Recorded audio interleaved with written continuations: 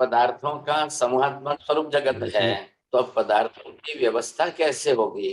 व्यवस्था के लिए ये त्रिपदी है साहब। तो जो भी पदार्थ जिस समय जिस तरीके से है, अब ये आप देख चुके हो कि पदार्थ का स्वरूप जो है, अब पदार्थ किस तरीके के हैं, वो द्रव्य और गुण और पर्याय रूप में है। अब इन तीनों की व्यवस्था कैसे होगी, इनका स्वरूप जो है, पूरी व्यवस्था। अब इस पदार्थों की व्यवस्था होने पर पदार्थ समूहात्मक जो संपूर्ण जगत है, सबकी व्यवस्था हो जाएगी। तो ये व्यवस्था कारक जो है, ये कौन है? ये है त्रिपदी।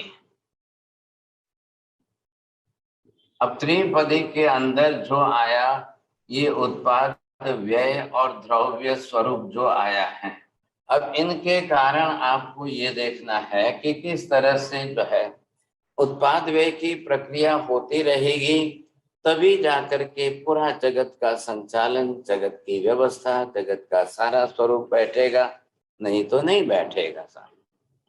पदार्थ ध्रुव जरूर है, लेकिन ध्रुवता में हो जाकर के सभी स्थिर होकर बैठ जाएंगे तो कुछ नहीं होगा। आत्माएं, सभी अनंत आत्माएं मोक्ष में जाकर सिद्ध बन करके बैठ जाएगी, तो पूरे जगत के अंदर कोई व्यवस्था ही नहीं चल पाएगी साहब। क्या लाएगा? आत्मा ही नहीं रहे तो सिर्फ जो है परमाणु परमाणु या पुद्गल रहेंगे, आकाश धर्मास्तिका धर्मास्तिक रहेंगे, तो फिर जगत की कोई व्यवस्था चल ही नहीं पाएगी।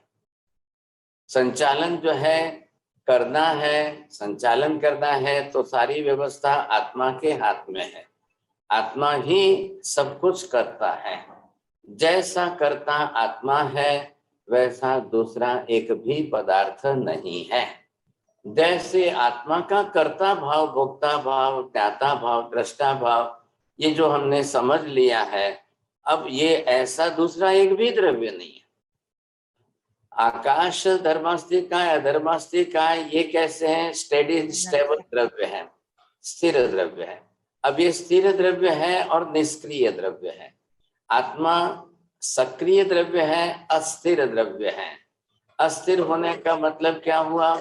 उत्पाद व्यय की प्रक्रिया जिसमें निरंतर होती रहती है, सो अपनी तरफ से अस्थिर द्रव्य है। स्वद्रव्य में स्वयं की ही पर्याय का परिवर्तन हो और उसी के कारण उसकी अस्थिरता बनी रहती है। और आत्मा की इतनी अस्थिरता, यही इसका संसार है। मेहता जी ध्यान देना, थोड़ा समझने की कोशिश करना।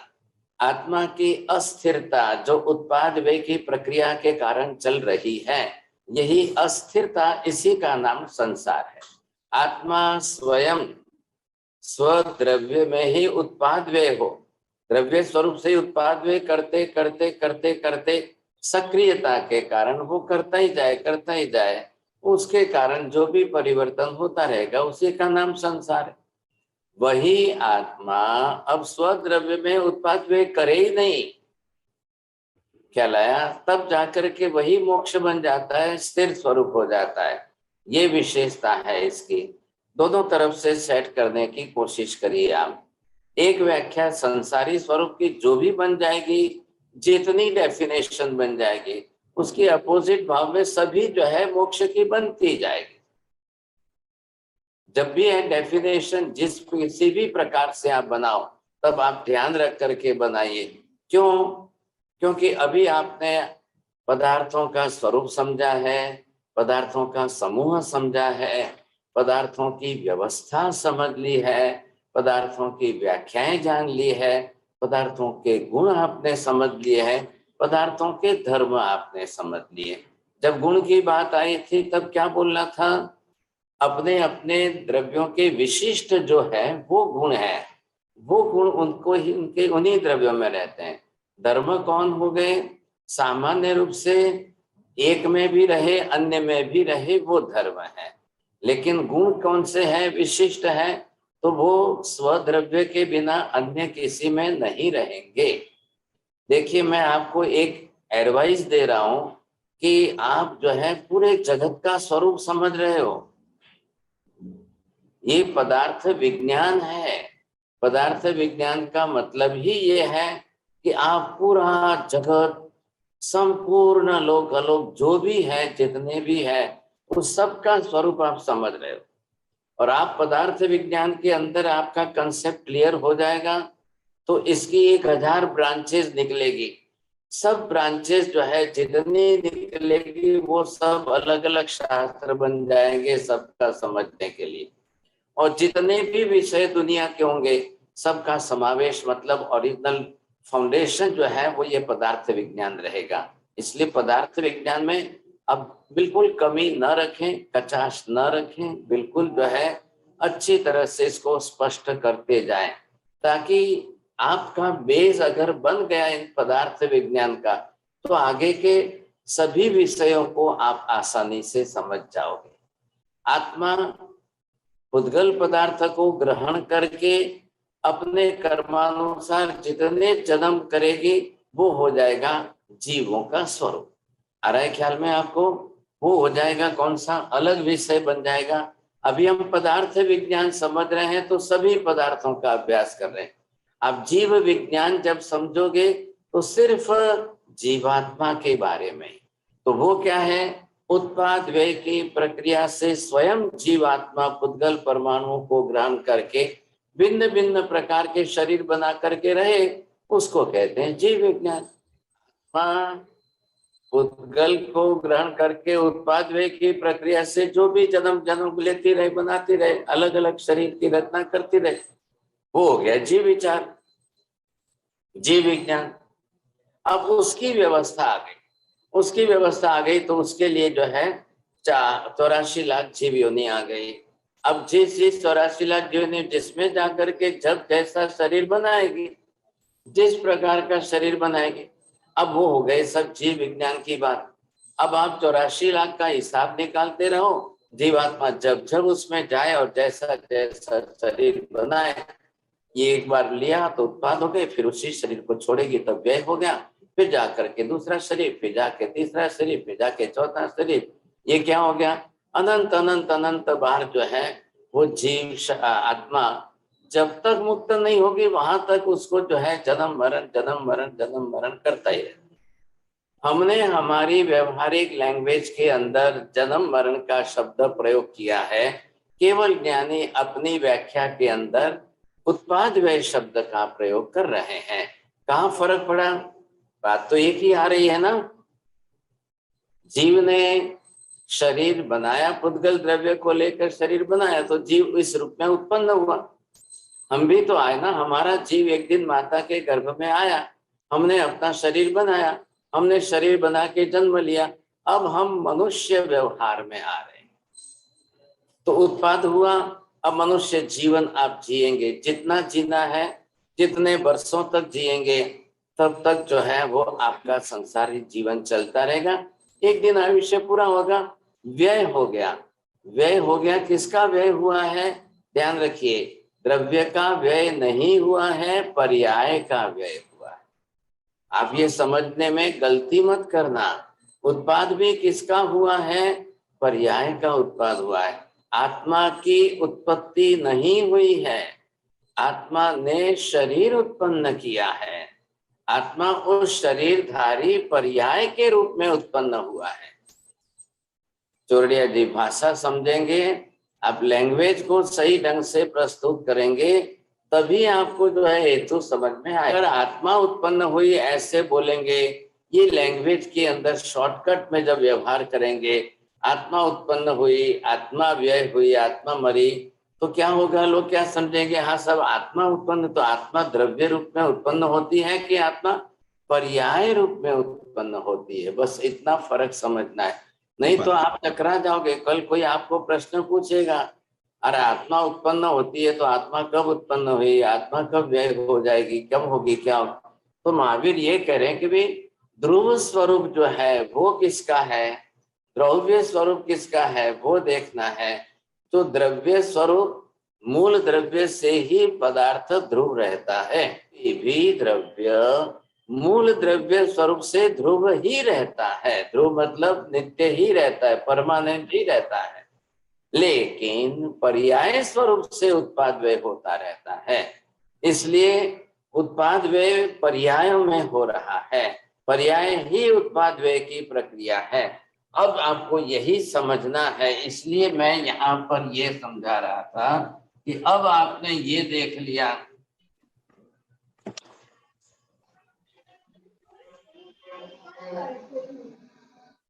अब आपको क्या ख्याल आया? पांचों नंबर एक आपने पहले क्या देखा? पदार्थ समूह। पदार्थ समूह क्या देखा आपने? तो ये जो है आपने देखा कि पूरा पदार्थ समूहात्मक स्वरूप है और इसके अंदर ये पूरा लोक आ गया। बस तो पदार्थ समूह की बात क्यों करते हैं? क्योंकि जगत पूरा पदार्थ समूहात्मक ही है, इतना ही आपको बोलना है। पूरा जगत, the whole cosmos, the whole universe is the compound form of 5 elements. बस बात इतनी सी है, हमको करनी नहीं है ही ऑलरेडी। जगत स्वरूप ही वैसा है। We can't say individual, the one substance is the whole universe. No. You can't say that the space is the universe. You can't say that the Dharmastika is the universe. You can't say that Adharmastika is the whole cosmos or the universe. No. But अगर आपको यहाँ दिखता है, ये जो आपने देखा कि धर्मास्तिकाय है, अब धर्मास्तिकाय इतना बड़ा है इसलिए धर्मास्तिकाय के कारण लोक है, जगत है? नहीं। आप पांचों में से एक भी पदार्थ को माइनस कर देंगे तब जो है आप इसको जगत नहीं कह पाएंगे। इसलिए compound form of the 5 elements, अस्थि कायात्मक ऐसे पांचों पदार्थों का समूहात्मक स्वरूप ही जगत है। बस इतना ही बोलना है। और ये बात पहले बहुत बार हो चुकी है, मैं तो हार्डली अभी रिपीट कर रहा हूं आपको। अब ये बोलते कायात्मक ऐसे पांचों पदार्थों का समूहात्मक स्वरूप ही जगत है। अब एक शब्द भी कम ज्यादा नहीं करेंगे आप, तो ये आपको ख्याल आ गया। अब आपको क्या समझना है? कोई भी अकेला द्रव्य जगत स्वरूप नहीं है। आ रहा है ख्याल में? इसलिए हमको क्या कहना है? Each and every substance are the each and every substance are the as a ingredient of the whole cosmos, whole universe. ये एक एक द्रव्य इन पांचों के घटक द्रव्य है, तो आपको जगत स्वरूप आपको ख्याल में आएगा, नहीं तो कैसे आएगा? समझिए कि नहीं। अब पांचों अस्थि कायात्मक स्वरूप कैसे हैं? अब आपको structural form of the each and every substance, आत्मा हो या आकाश हो, आत्मा हो या कोई भी द्रव्य हो, स्ट्रक्चरल फॉर्म में प्रदेश समूहात्मक पिंड रूप है तो ही उसका एग्जिस्टेंस, अस्तित्व है, तो ही वो द्रव्य है। नहीं है तो वो द्रव्य ही नहीं है, उसका अस्तित्व ही नहीं है। नहीं है तो वो इमेजिनेशनल थिंग है। तो आत्मा इमेजिनेशनल वस्तु नहीं है, आकाश भी इमेजिनेशनल वस्तु नहीं है। This is the reality. और वही आत्मा सर्व कर्मों का क्षय कर दे, वही परमात्मा है। बात पूरी हो गई। उसको इधर उधर घुमाना ही नहीं है हमको। परमात्मा कोई आत्मा से अलग ही कंसेप्ट नहीं है। All the other different schools of philosophies, what type of mistake they have done, why they have done this type of mistake, and why the Jainism, the Jain Tirthankara has not done this type of mistake. They never done the mistake. इसलिए Jainism के अंदर philosophy भी logically prove है। आप समझ में आ गई बात? जैन फिलोसॉफी के अंदर जनक जो है वो सर्वज्ञ केवल ज्ञानी परमात्मा है। Always this credit goes to the सर्वज्ञ। तो केवली भगवंतों ने विजन अपना इतना स्पष्ट, आत्म प्रत्यक्ष से जो विजन उन्होंने स्पष्ट किया, उससे ये पदार्थों का सारा स्वरूप बैठ गया है। इसलिए जैन धर्म कभी भी आत्मा हो, परमात्मा हो, आकाश धर्म से never Jainism will use the imaginational word you see for any substance. We never use this. हम आत्मा भी बोलेंगे तो उसको भी अस्थि कायात्मक स्वरूप में ही सिद्ध करके बोलेंगे। हम आकाश भी बोलेंगे तो वो भी एक पदार्थ है, अस्थि कायात्मक पदार्थ है। You are so lucky, all of you are so lucky you are learning this type of physics and metaphysics. This is the good subject. और आप लोग जो है इतने जो है सीना तान के कह सकते हैं कि साइंस से जैनिज्म हजारों माइल दूर है, ऊपर है। विज्ञान तो अभी तक प्रदेश समूह शब्द ही समझ नहीं पाया है। ज्ञान विज्ञान साइंस के फील्ड में प्रदेश समूहात्मक स्वरूप क्या होता है, पिंड स्वरूप क्या होता है, उनकी लैंग्वेज में जाने दो, हमारी लैंग्वेज यूज करें वो, लेकिन उनकी लैंग्वेज में भी वो अभी तक यहां तक पहुंच ही नहीं पाया है। इसलिए धर्मास्तिक है, अधर्मास्तिक है, it is totally beyond for the science and scientist person. ये केवली का ही विषय है। एक तरफ तो अरूपी है, अमूर्त है, ऐसे द्रव्य है। It is not for the science and the scientist, it is not in their boundary to understand the subject. इसलिए आप ध्यान रखना, ये पदार्थ ज्ञान और पदार्थ विज्ञान, जैन धर्म इसके लिए इन शब्दों का उपयोग करता है। ऐसा पदार्थों का विशिष्ट विज्ञान है। ये जो विशिष्ट विज्ञान है, अब आपको ये ख्याल में आ जाना चाहिए कि इतना ऊंचा, इतना ऊंचा। अब एक भी सिद्धांत, ध्यान से सुनना शब्द, एक एक सिद्धांत संपूर्ण रूप से अकाट्य है। अकाट्य शब्द का अर्थ क्या हुआ चंद्रेश भाई? अरे ख्याल में हो तो बोलिए, नहीं तो नहीं। यहाँ पर एक एक सिद्धांत को जब अकाट्य बोलते हैं, मतलब कोई साइंस हो, साइंटिस्ट हो, या दुनिया के अन्य डिफरेंट स्कूल्स ऑफ फिलोसॉफी, काट्य का मतलब जैन सिद्धांत को कोई भी काट नहीं सकता है, खंडित कर नहीं सकता है, या रॉन्ग गलत प्रूफ नहीं कर सकता है। ख्याल है? आपने भी सही अच्छा शब्द दिया, nobody can challenge that, you see. अब उनके पास वैसे डेफिनेशन नहीं है, उनके पास वैसे कोई स्वरूप नहीं है पदार्थों का, और इसलिए उनके पास इतना लंबा, इतना विस्तार वाला ज्ञान नहीं है किसी के पास। अरे ये बात ख्याल में। अब बस सवाल किस बात का है? पदार्थों का स्वरूप हमने देखा, अब उसको पर्यायात्मक में देखेंगे तब व्यवस्था बैठेगी। और पर्याय में क्या होगा? उत्पादों की प्रक्रिया बदलेगी। तो ये जो समूहात्मक शब्द हमने लिखा है यहाँ पर, ये समूह किसका आ गया? ये आकाश हो गया साहब। अब ये आकाश के प्रदेश हैं, और स्ट्रक्चरल फॉर्म की रचना, स्ट्रक्चरल फॉर्म की रचना के कारण द्रव्य स्वरूप का अस्तित्व है। तो चाहे वो आकाश की हो, चाहे आत्मा की हो, चाहे धर्मास्तिक काय की हो, चाहे अधर्मास्तिक काय की हो, उससे कोई फर्क नहीं पड़ता है तो सभी स्ट्रक्चरल फॉर्म के द्रव्य हैं। प्रदेश समूहात्मक पिंड ही है। तो जैसा आकाश का प्रदेश समूह है, वैसा ही आत्मा का है। जैसा आत्मा का है, वैसा ही धर्मास्तिक काय का है। जैसा धर्मास्तिक काय का है, वैसा ही अधर्मास्तिक काय का है। सर का स्ट्रक्चरल फॉर्म समान, इसलिए वो सभी प्रदेश समूहात्मक के पुद्गल भी हो गया तो क्या हो गया? है तो प्रदेश समूहात्मक पिंड ही है, बस एक ही उसकी विशेषता है कि उसका प्रदेश विभाजित होकर अलग होता है। इन चारों के, आकाश, धर्मास्तिक, अधर्मास्तिक और आत्मा, इन चारों का एक भी प्रदेश अनंत काल में भी विभाजित होकर अलग नहीं होता है। बस ये विशेषता है। अब पुद्गल के विभाजित होते हैं, इसीलिए ले जाकर के आत्मा पुद्गल के परमाणुओं को ग्रहण करेगी तो ही सब कुछ बना सकती है। अगर आत्मा पुद्गल के परमाणुओं को ग्रहण ही ना करे तो कुछ भी नहीं बना सकती।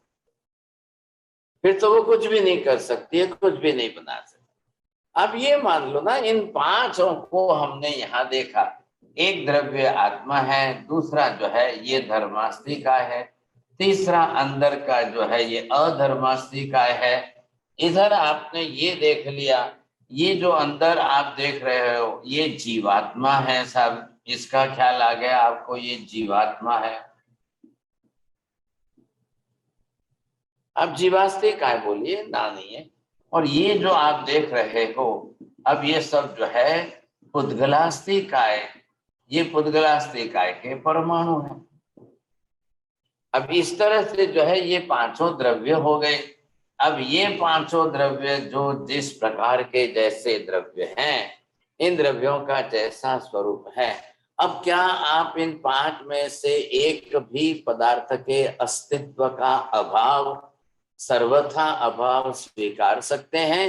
एक पदार्थ को पांच में से किसी एक को निकाल दो, कैंसिल कर दो, पूरी जगत की व्यवस्था टूट जाएगी।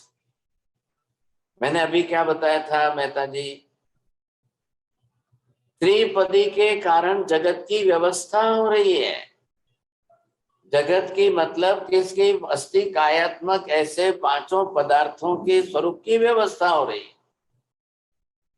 तो वो पांचों पदार्थों का अस्थि कायात्मक